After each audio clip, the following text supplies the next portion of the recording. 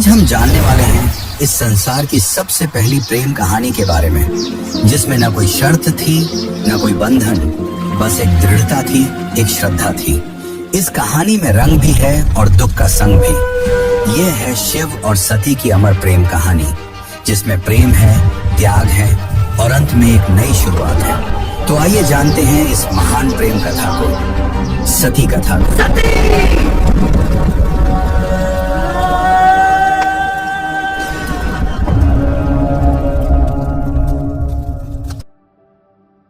सृष्टि के आरंभिक काल की बात है, जब ब्रह्मा ने अपने मानस पुत्रों को रचा।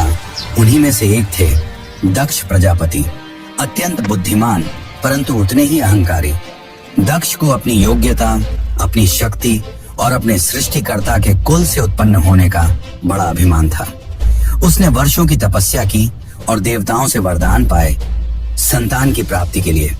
उसकी यह तपस्या रंग लाई और उसे एक अत्यंत दिव्य कन्या की प्राप्ति हुई, वही जिसे हम आज देवी सती के नाम से जानते हैं। सती का जन्म किसी साधारण कन्या की भांति नहीं हुआ था। उनका स्वरूप स्वयं शक्ति का अंश था। कहते हैं वह स्वयं आदि शक्ति का अवतार थी। दक्ष को अपनी पुत्री पर गर्व था, लेकिन साथ ही उसके मन में एक अभिलाषा थी कि वह अपनी इस कन्या का विवाह किसी महान देवता, किसी वैभवशाली राजकुमार या किसी प्रतिष्ठित गृहस्थ से करेगा। उसे यह कल्पना भी नहीं थी कि उसकी पुत्री का हृदय वहां बन चुका है, जहां वैभव का कोई मोल नहीं, जहां वैराग्य ही आभूषण है, भगवान शिव। देवी सती बचपन से ही विचित्र स्वभाव की थी।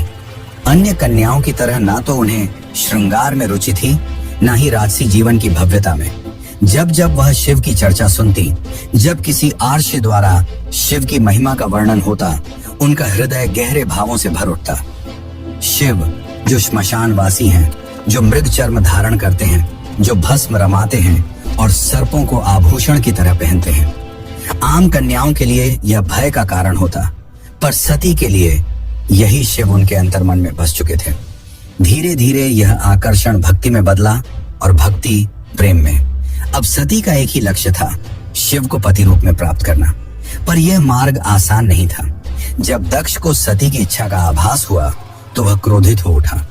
उसकी आंखों में तो शिव एक जंगल में भटकने वाले योगी मात्र थे। उसने सती को समझाने का प्रयास किया कि वह किसी योग्य, राजसी और सम्माननीय वर को चुने, पर सती अब निर्णय कर चुकी थी। उन्हें किसी धन, वैभव या पद की आवश्यकता नहीं थी। उन्हें चाहिए था वह परम पुरुष जो संन्यास में भी पूर्ण है, जो मौन में भी संपूर्ण है। और इसी लक्ष्य के लिए सती ने आरंभ की कठोर तपस्या। पर्वतों की गुफाओं में प्रचंड वायु और वर्षा के बीच सती ने भोजन तक त्याग दिया। उन्होंने पृथ्वी पर बैठकर खुले आकाश में बिना निद्रा के केवल शिव के ध्यान में लीन रहकर दिन, सप्ताह और महीनों का तप किया। देवताओं तक को आश्चर्य हुआ कि एक कन्या इतनी कठोर तपस्या कैसे कर सकती है।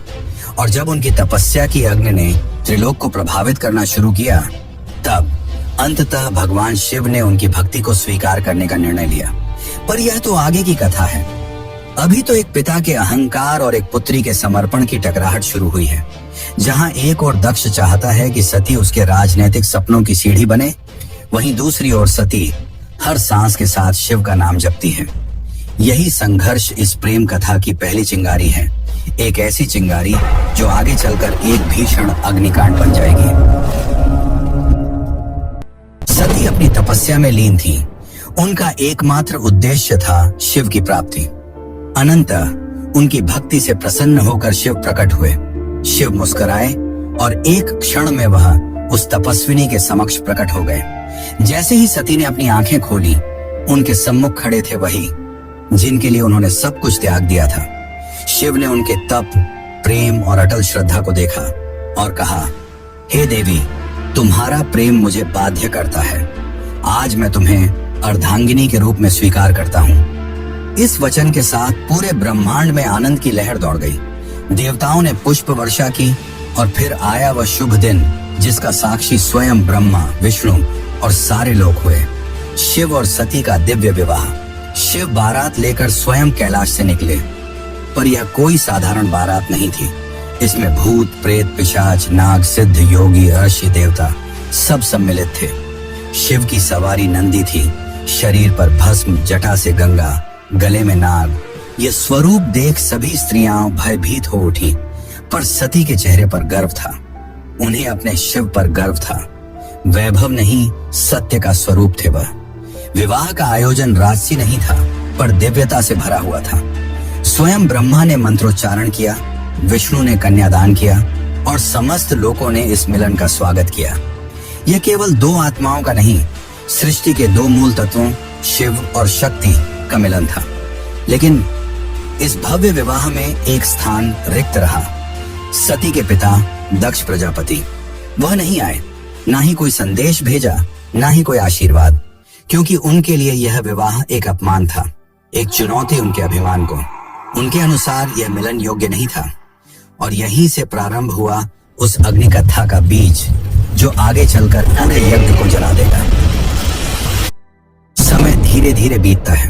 कैलाश पर्वत पर प्रकृति की गोद में शिव और सती अपना वैवाहिक जीवन शांतिपूर्वक और आनंद से व्यतीत कर रहे हैं। कैलाश की गुफाएं, मंदाकिनी की कलकल धारा और बर्फीली हवाएं सब साक्षी थीं उस दिव्य प्रेम की जो समय और शब्दों से परे था। लेकिन इसी बीच एक और स्थान पर कुछ और ही चल रहा था, राजा दक्ष के मन में।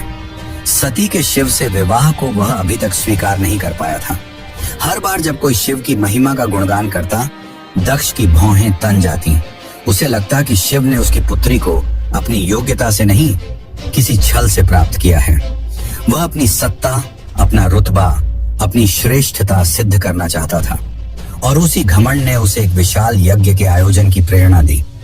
दक्ष ने यज्ञ का आयोजन बड़ी धूमधाम से किया।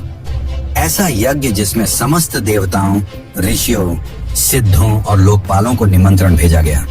ब्रह्मा से लेकर इंद्र तक हर कोई आमंत्रित था, परंतु एक नाम उसमें अनुपस्थित था, महादेव शिव का।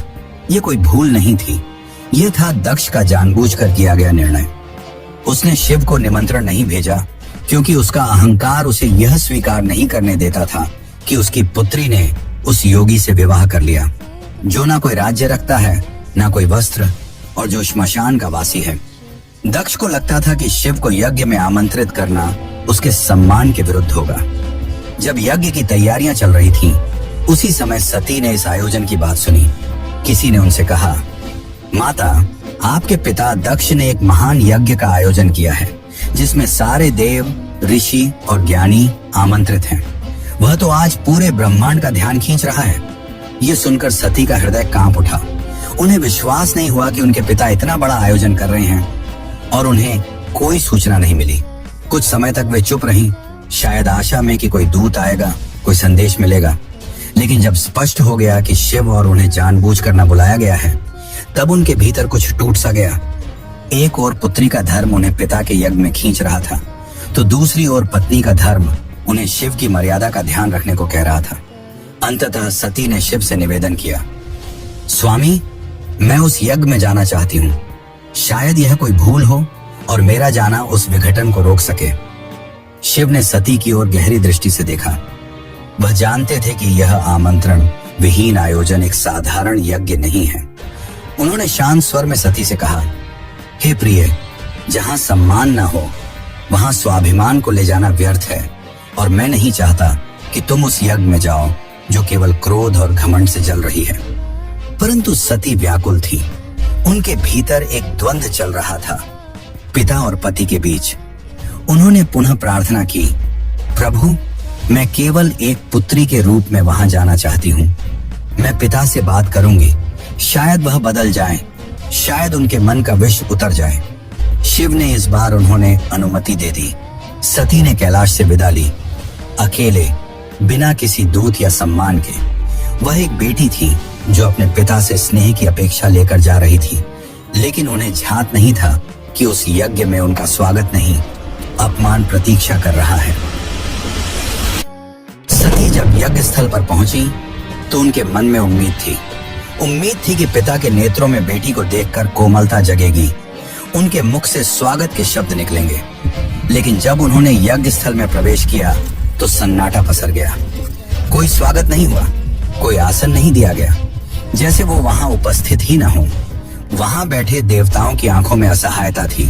सती ने पिता की ओर देखा, धीमे स्वर में कहा, पिताश्री, क्या आप नहीं चाहेंगे कि आपकी पुत्री भी इस पावन यज्ञ में सम्मिलित हो? दक्ष ने ठंडी हंसी के साथ उत्तर दिया, पुत्री, जिस दिन तूने उस नग्न भस्म रमाए श्मशान में विचरने वाले औघड़ को अपना पति चुना, उसी दिन तू मेरी पुत्री नहीं रही। दक्ष का स्वर ऊंचा हो रहा था और उसके शब्द जैसे शिव के लिए विष से भरे बाण हो। ये सुनकर सती की आत्मा कांप उठी थी। ये केवल अपमान नहीं था, ये शिव के उस स्वरूप का तिरस्कार था जो समस्त सृष्टि का आधार है। वे उठी, सभा की ओर देखा और बोली, तुम सब यहाँ धर्म की बात करने आए हो, यज्ञ की बात करते हो, पर जिस शिव के बिना कोई यज्ञ संपन्न ही नहीं हो सकता, उसी शिव का तुम अपमान करते हो। फिर उन्होंने आगे कहा, जिसे तुम औघड़ कहते हो वही काल का भी काल है।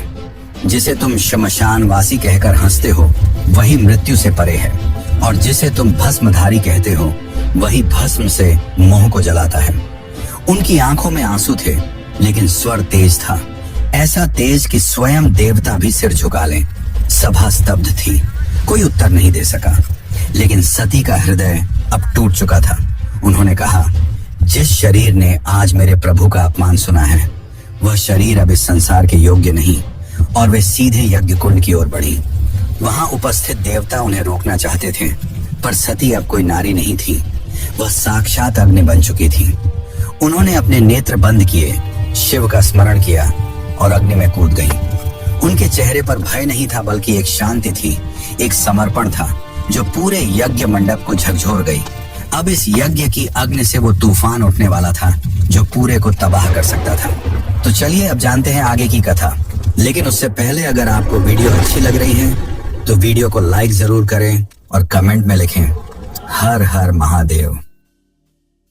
कैलाश पर शांति थी, पर वह शांति तूफान से पहले की थी। जब भगवान शिव को यह ज्ञात हुआ कि उनकी अर्धांगिनी अग्नि में समर्पित हो गई, तो उनके हृदय में तूफान उमड़ पड़ा। आंखों में वेदना, मन में शून्यता और आत्मा में आग। ये वो शिव थे जिनका क्रोध ही प्रलय कहलाता है। शिव अपनी समाधि से उठे, उनकी जटाएं लहराई, नेत्र रक्तिम हो उठे और सारा ब्रह्मांड कांप उठा। फिर अपने दोनों हाथों से अपनी जटाएं पकड़ी और उन्हें पृथ्वी पर पटक दिया। उसी क्षण पृथ्वी फटी और उस क्रोध की ज्वाला से प्रकट हुआ एक रूप, भयंकर, तेजस्वी और अजेय, वीरभद्र।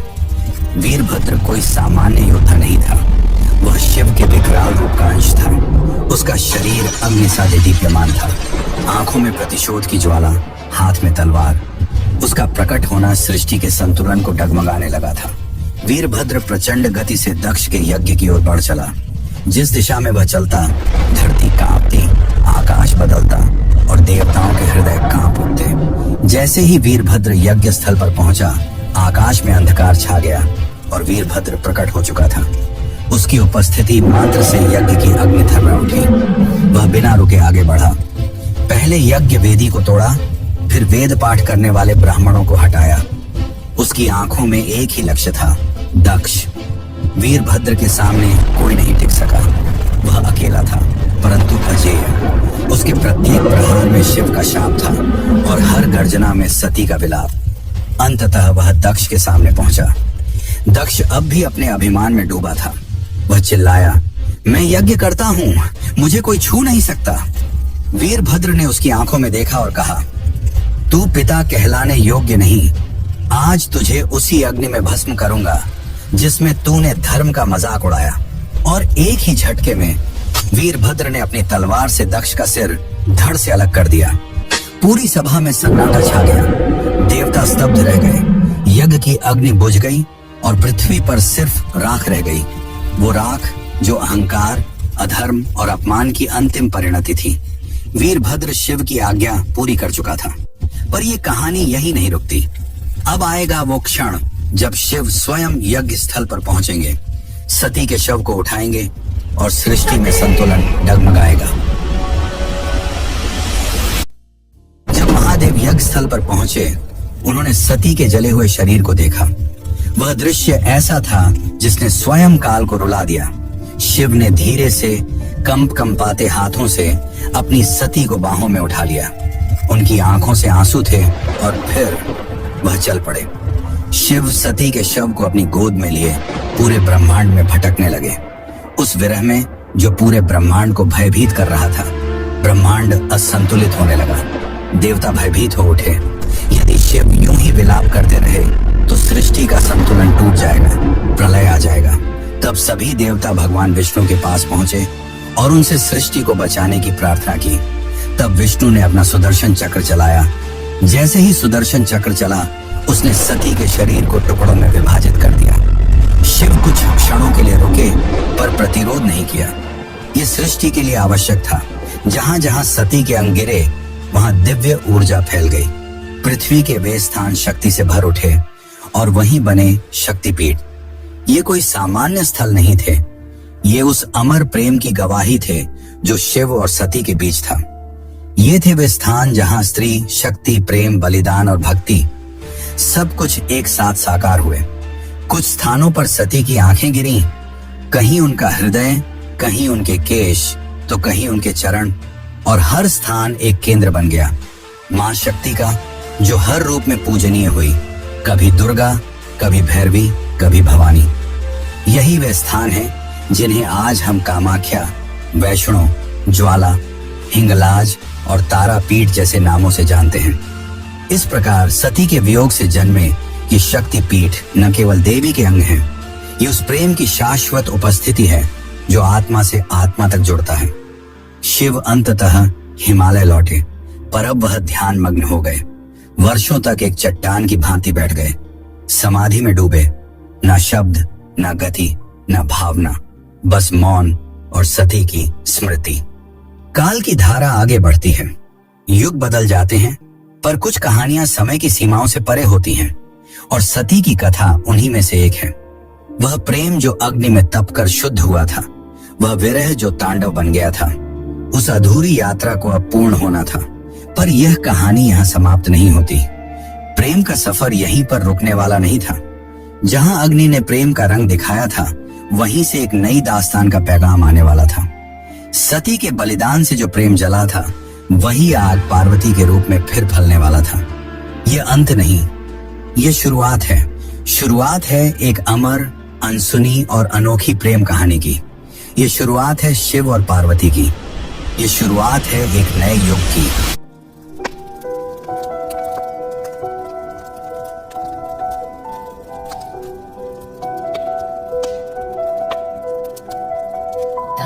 करुण सत्य सारिका अपरिजय शिवरायिका अबलाजडपधिर बालिका हरदासिका सदारिका फलनि पुषैकराग्रा नत्थिनरत्ना भवसारिका किनकर्तास्मान स वैष्णव जल्पतो किनो प्रमुञ्च प्रतिधृतनयना मृदता फलनि किमृता किना प्रशम्य विषकञ्जकं नामता सदा सेनादिशति वेदसुमर्यां धरिधुरनुभवा तव निर्वणसुता